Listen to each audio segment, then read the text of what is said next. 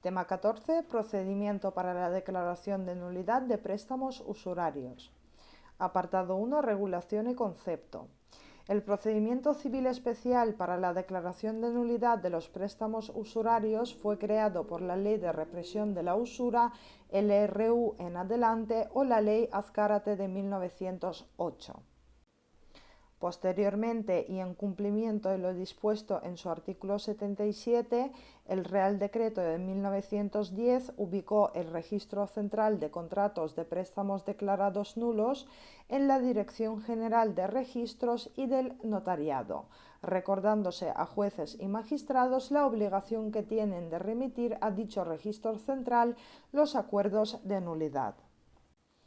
La Ley de 2000 modificó la regulación anterior en esta materia al derogar los artículos 2, 8, 12 y 13 de la citada Ley de 1908, referente a la nulidad de ciertos contratos de préstamo, relativos a la competencia objetiva de los jueces de primera instancia, cualquiera que fuera la cuantía del litigio, a la libre formación de su convicción en vista de las alegaciones de las partes, al principio del vencimiento en materia de costas y al momento de la suspensión del juicio ejecutivo si se ejercitara una acción de nulidad del préstamo por usurario. La derogación de las normas procesales de la mencionada ley habría privado de especialidad o singularidad a este procedimiento si no se hubiera acogido en su articulado una previsión de carácter procesal específicamente referida a la materia de usura, que retoma la norma del artículo 2 de la LRU en relación con la fuerza probatoria de los documentos públicos y la libre formación de la convicción de los tribunales. Subsiste, pues, este procedimiento relativo a la pretensión de nulidad de un préstamo por usurario, como subsisten los preceptos de derecho material de la citada ley, aun cuando esa pretensión se sustancia con la excepción citada por las normas generales del juicio declarativo ordinario según la cuantía de la LEC, ya sea el ordinario, ya sea el verbal. Apartado 2. Objeto litigioso. El objeto procesal de este procedimiento queda delimitado en los artículos 1 y 9 de la LRU, en cuya virtud serán declarados nulos los contratos de préstamo reales o encubiertos usurarios que hayan sido estipulados como consecuencia de la situación angustiosa o inexperiencia, así como en cualquier caso los negocios en los que se suponga mayor cantidad que la verdaderamente entregada, excepción hecha de este último supuesto en el que la falsedad ideológica en él contenida aconsejó al legislador en el artículo 1.2 a no hacer concurrir además las circunstancias subjetivas del último inciso del artículo 1.1.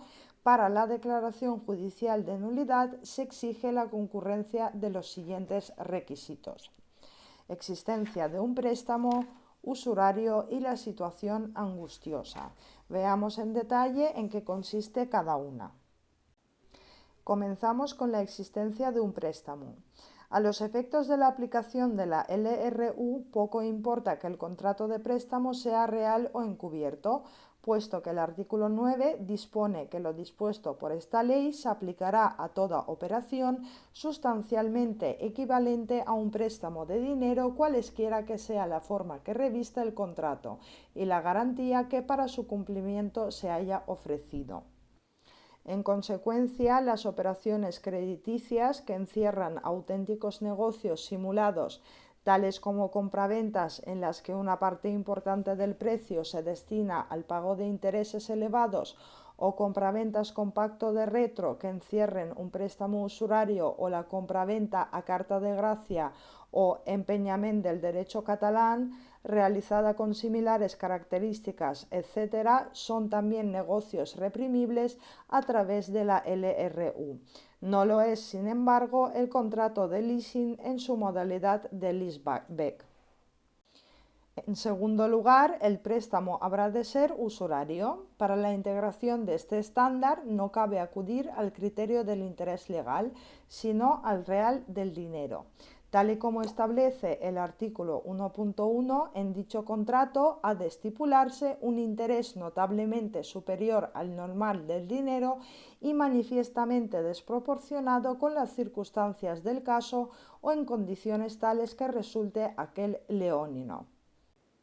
De la exégesis del precepto se infiere que han de ser dos las circunstancias que han de incurrir en el préstamo para convertirlo en usurario. De un lado, habrá de generar un interés notablemente superior al normal del dinero y de otro habrá de ser manifiestamente desproporcionado o leonino.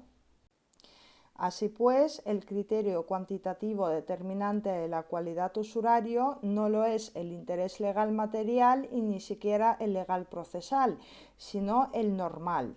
Hoy, tras la promulgación de la Orden Ministerial de 1987, plenamente liberalizado, el resultante de la economía de mercado de la confluencia de las leyes de oferta y demanda del dinero y que bajo la imprecisa forma de interés convencional que puede convertirse en usurario, vino a recibir sanción legal tras la promulgación de la Ley de 2000 en su artículo 576 o el que corresponda por pacto de las partes.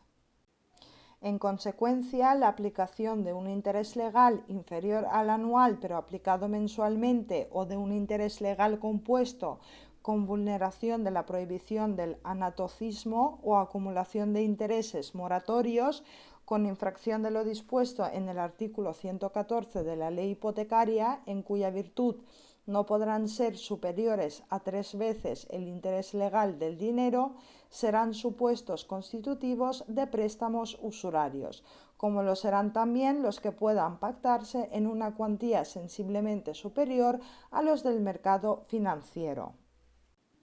Junto a dicho criterio, requiere la ley otro de carácter cualitativo, conforme al cual el interés habrá de ser desproporcionado con las circunstancias del caso o en condiciones tales que resulte leonino. Por desproporcionado habrá que entender aquellos intereses que sean inadecuados por exceso para cubrir el riesgo de la operación crediticia, si bien la idea de riesgo nunca debiera convertirse en causa de justificación de determinados intereses abusivos, ni mucho menos en erigirse en un factor de riesgo para el empresario. Así, la sentencia del Tribunal Supremo 113/2013 considera desproporcionado un interés moratorio del 22%. El tercer requisito es la situación angustiosa. Requiere el artículo 1.1 que además del préstamo usurario existan motivos para estimar que ha sido aceptado por el prestatario a causa de su situación angustiosa y de su inexperiencia. Por situación angustiosa no hay que entender exclusivamente las derivadas de los procedimientos concursales. Ciertamente, tal y como el Tribunal Supremo tiene declarado, el estado de quiebra, concurso o suspensión de pagos es suficiente para estimar cumplido dicho requisito, pero no es necesario que el prestatario haya incurrido jurídicamente en alguna de tales situaciones. Bastará que el prestatario se encuentre en una situación de tal ausencia de liquidez que no pueda hacer frente a sus obligaciones crediticias sin acudir a un préstamo usurario. Téngase en cuenta que el precepto comentado tan solo exige la concurrencia de motivos de que el préstamo sea concertado debido a esa situación angustiosa y que la estipulación de un préstamo manifiestamente abusivo o usurario es ya de por sí una circunstancia más que suficiente para presumir dicha situación angustiosa. Apartado 3. Legitimación. Legitimados activamente lo están los prestatarios u obligados principal o subsidiariamente en virtud del contrato. Si el deudor fuere persona con discapacidad provista de apoyos judiciales, le acompañará o suplirá su curador asistencial y o representativo. Legitimado pasivamente lo está el prestamista. Apartado 4. Prejudicialidad. Al haber derogado el Código Penal de 1995 el tipo de la usura, el legislador penal recondujo los conflictos que pueden surgir en relación con préstamos usurarios a la vía civil, con lo que no existen en la actualidad problemas de prejudicialidad penal en el proceso civil según el artículo 40 de la LEC, relativos a este tipo despenalizado. Pero si con independencia del préstamo usurario o en conexión con él en el contrato suscrito existiera alguna falsedad documental, nos encontraríamos ante una cuestión prejudicial penal devolutiva y obligatoria que habría de ocasionar la suspensión del procedimiento civil. Además, la falsedad ideológica cometida por los particulares fue despenalizada por el Código Penal de 1995, si bien la jurisprudencia de la Sala Segunda del Tribunal Supremo ha mitigado dicha despenalización al seguir manteniendo como delito las falsedades ideológicas cometidas por particulares en documentos oficiales por destino. Por otra parte, el artículo 13 de la LRU establecía una derogación al carácter heterogéneo de las cuestiones prejudiciales. Conforme a dicho artículo 13 LRU y en contra de lo que preveía el artículo 1480 de la LEC de 1881, el ejercicio de la acción de nulidad no detendrá la tramitación del juicio ejecutivo, sino después de verificado el embargo de bienes. Pero esta especialidad desapareció tras la derogación del mencionado artículo 13 por la disposición 2.4 de la LEC. La actual ley procesal regula, en su lugar, que la incoación de un proceso penal no determina por sí sola la suspensión de la ejecución, salvo que esté pendiente un proceso penal en el que se enjuicia un hecho punible determinante de la falsedad o nulidad del título ejecutivo o la invalidez o ilicitud del despacho de ejecución, en cuyo caso el Tribunal de la Ejecución acordará la suspensión tras oír a las partes y al Ministerio Fiscal. No obstante, la ejecución podrá continuar si el ejecutante presta caución suficiente para responder de lo que perciba y de los daños y perjuicios que la ejecución produzca al ejecutado. Apartado 5. Competencia. Derogado el artículo 12 de la LRU, la competencia objetiva para conocer de estas demandas la ostentan los jueces de primera instancia. La competencia territorial se determina con arreglo al fuero del domicilio del demandado, en defecto de sumisión expresa o tácita. Además, la única sumisión expresa válida es la realizada a favor del domicilio del prestatario. Según el artículo 1 de la LRU, que prevé que también será nula la renuncia al fuero propio dentro de la misma población hecha por el deudor en esta clase de negocios. Apartado 6. Procedimiento. El procedimiento aplicable es el declarativo ordinario que corresponda según la cuantía del préstamo. La ley no contempla ninguna especialidad procedimental fuera de la norma del artículo 319 de la LEC que sustituye al derogado artículo 2 de la LRU. Con anterioridad a esta ley, además del citado artículo 2, únicamente un decreto promulgado por la Primera República había declarado la libre valoración, con la sola excepción de los documentos públicos que habían de seguir gozando de fuerza vinculante. La ley Azcárate, consciente de que los préstamos usurarios podían plasmarse en escritura pública, suprimió dicha hipervaloración de los documentos públicos, disponiendo que los tribunales resolverán en cada caso, formando libremente su convicción en vista de las alegaciones de las partes. En la misma línea de esta legislación, el artículo 319 de la LEC establece que en materia de usura los tribunales resolverán en cada caso formando libremente su convicción sin vinculación a lo establecido en el apartado primero de este artículo. Esta norma específica y excepcional sustituye en estos procesos el principio general de la fuerza probatoria privilegiada de los documentos públicos, precisamente por la posibilidad de que el préstamo usurario se plasme en una escritura pública. Y terminamos el tema con la sentencia. Si la sentencia declarara nulo el contrato, el prestatario estará obligado a entregar tan solo la suma recibida.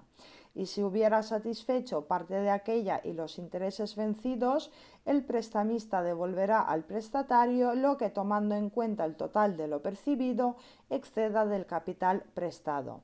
La cantidad a devolver no ha de determinarse con criterios nominalistas, sino ad valorem, esto es, la suma recibida ha de acomodarse a la equivalente en la fecha de cumplimiento de la sentencia. La naturaleza de estas sentencias es la de las declarativas de nulidad radical, cuyos efectos se extienden erga omnes. Si al prestamista se le hubiera declarado la nulidad de 3 o más contratos, se le impondrá la multa actualmente simbólica de 500 a 5.000 de las antiguas pesetas. Para el cumplimiento de esta prescripción, así como la del artículo 11 sobre préstamos con incapaces y sometimientos a compromisos de honor, el juez habrá de remitir de oficio con testimonio de la sentencia firme al Registro Central del Contrato de Préstamo con sede en la Dirección General de Registros y del Notariado. En materia de costas, regía el criterio del vencimiento si se declaraba la nulidad del contrato de préstamo, pero este precepto ha sido también derogado por la nueva LEC, por lo que en la actualidad se rige por las normas comunes sobre la condena en costas de los artículos 394 a 398 de la LEC, conforme a las cuales el criterio del vencimiento es compatible con la no imposición cuando el tribunal aprecie y así lo razone que el caso presentaba serias dudas de hecho o de derecho.